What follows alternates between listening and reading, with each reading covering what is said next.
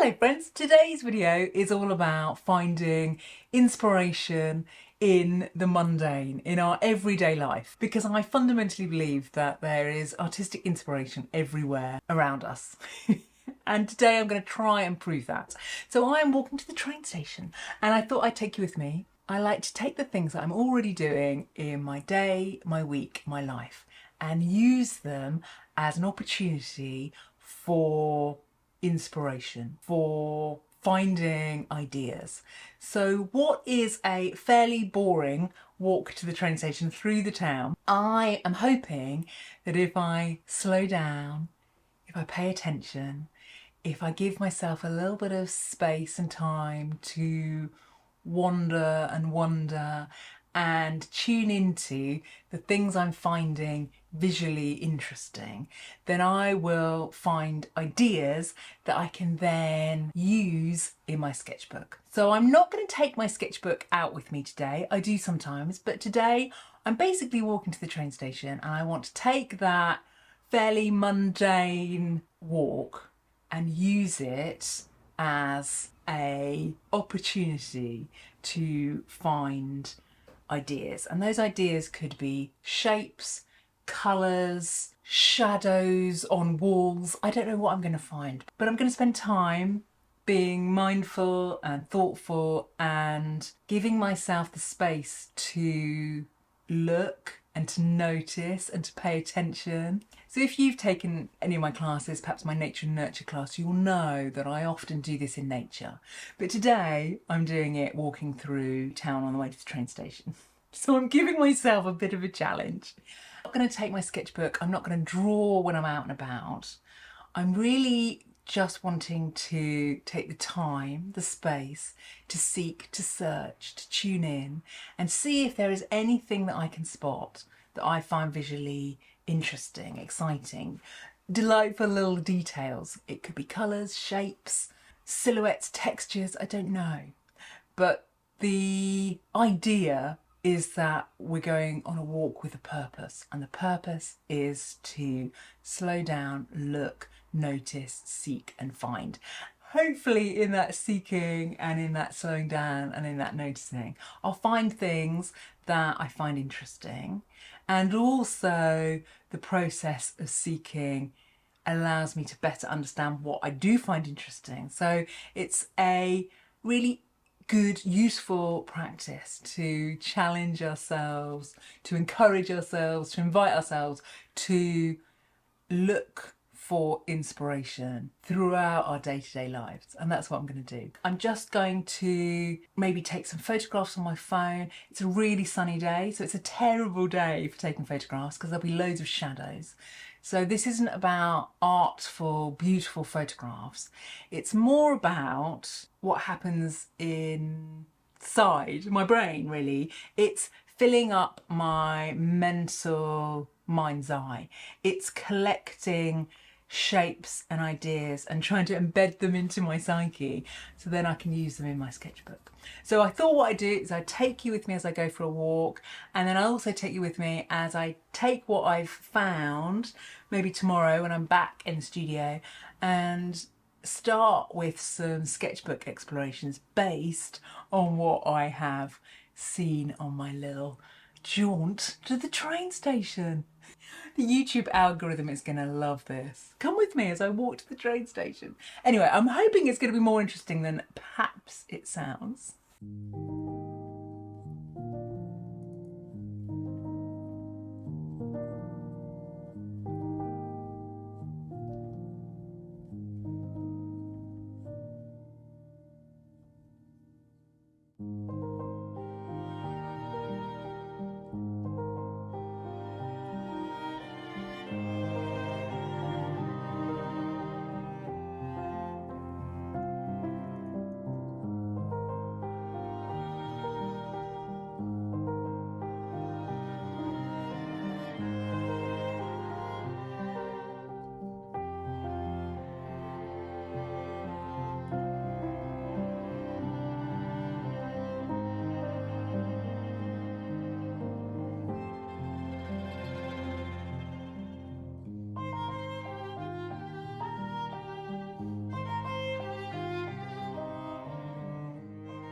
So it's the day after my little jaunt to the train station, only a sort of 15-minute walk, and I didn't do quite as much wandering and wondering as I thought I was going to. It was so hot.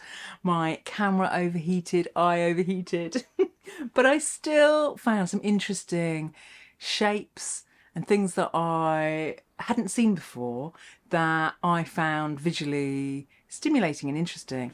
I seem to be particularly interested in shadows and silhouettes and the way that weeds and plants were casting shadows onto walls and pavements.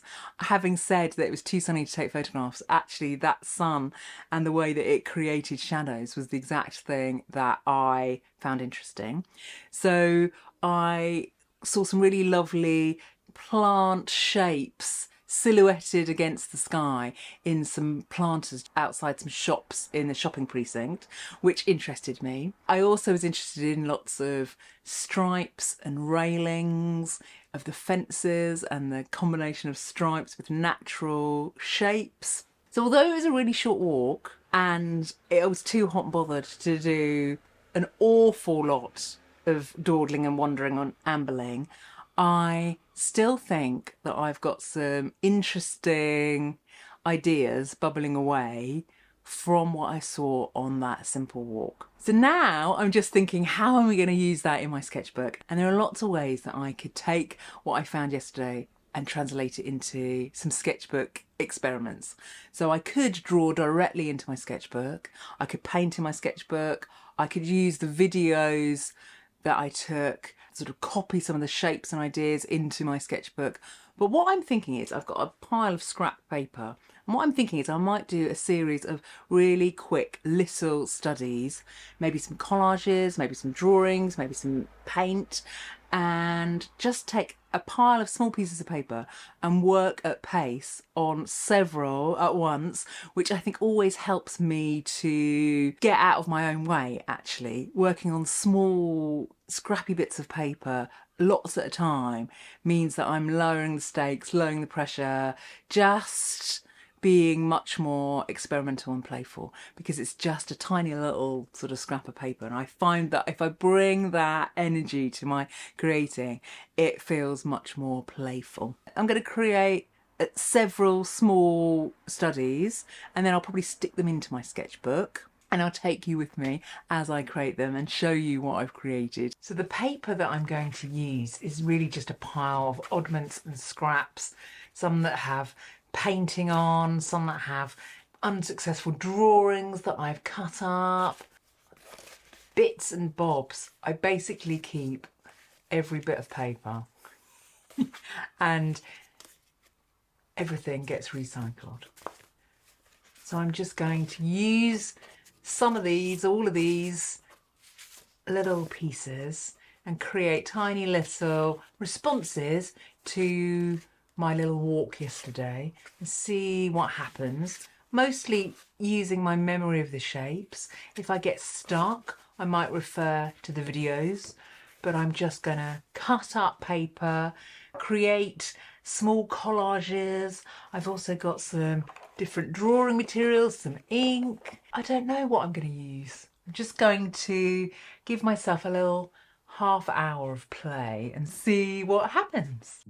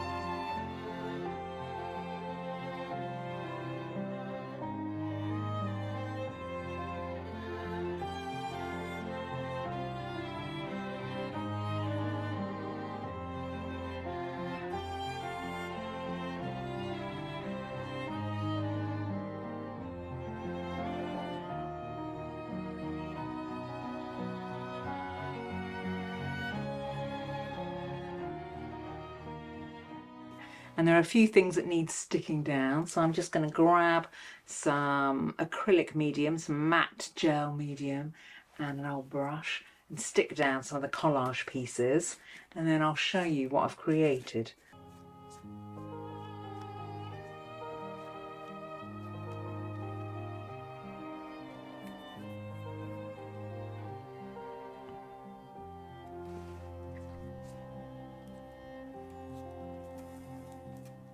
So I had quite a lot of fun with that. There is something very freeing and generative about working on lots of small, quick studies. It brings a sort of pace and a lack of fussiness and a lack of perfection, because ultimately it completely does not matter. And that energy I find a helpful one to bring to my art making. This is my finished pile of experiments and scraps and oddments and little explorations, basically using the memory of my walk yesterday, the shapes that I spotted and embedded in my brain, to mess around and play with materials and just use up these little scrap pieces and see if anything interesting comes out. I didn't end up looking at the videos or the photographs that I took, but I could have done more. I used the memory of the walk and tried to think about actually what were the shapes and the motifs and the ideas that stood out to me. So yesterday I was very interested in the silhouette of plants against the sky, the sort of seed heads or the heads of the little flowers moving against the sky. And that was the thing that I kept noticing again and again. And I often find that when I go on a little walk, I'll tune into something and then I'll see another example of that thing and then another example of that thing.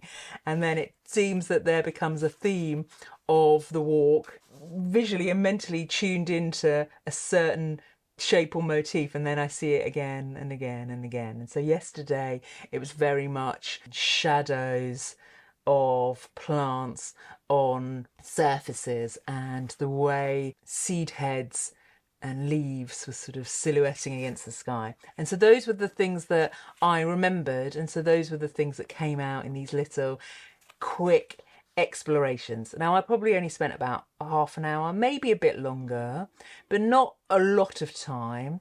So very quick. They were very speedy little captures of my memory, my experience of that walk. And now I'm going to spend a little bit of time thinking about what are the combinations I like. One of the benefits of working on these sort of scraps of paper is that it allows you to combine and put different things together and see how things work in combination. That's what I'm going to do. So I'm just going to play around with these for a little bit, and then I will stick them into this big sketchbook. This sketchbook is an A3 sketchbook, so a double page spread is A2. So this is my little sketchbook. I could also stick things into a much smaller sketchbook, page by page. So in terms of what I've used some pencil, a black pen. I used a little bit of ink, but it was mostly drawing and collage, cutting up bits and sticking them together. These are just little scrappy moments, aren't they? But there are some things in here that I'm really liking. I'm really liking the simplicity of this piece here. The sort of bold stripes with that one singular dot or circle. There's something very striking about that one to me.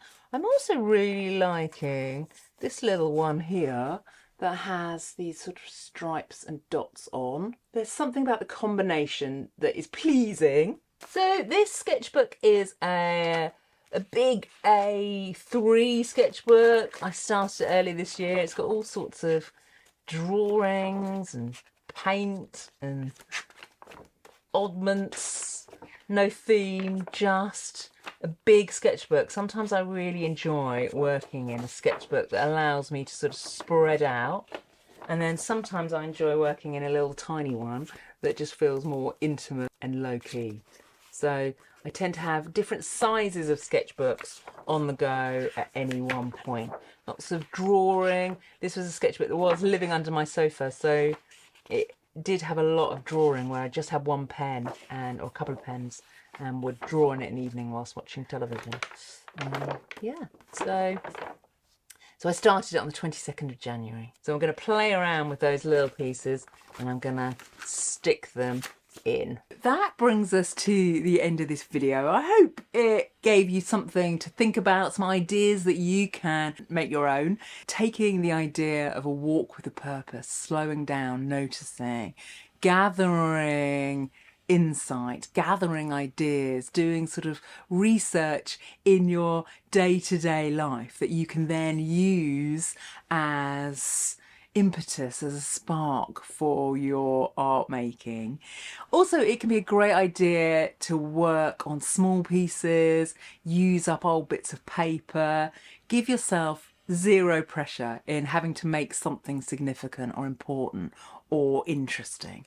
I find that working on lots of sort of small pieces in unison helps me. I discover something on one and I can bring it to another one. There's just a lovely connectivity that I find about working on lots of small studies at one time. And you know, it's often having one of these small studies next to another small study that gives me an idea. So it's the relationship between the two, or the combination or the mixing of ideas from different small pieces that I find can be helpful and generative in terms of coming up with ideas. So thank you so much for being here. Thank you for watching and supporting and encouraging me. You're extremely kind and generous with your comments and feedback. So thank you very much.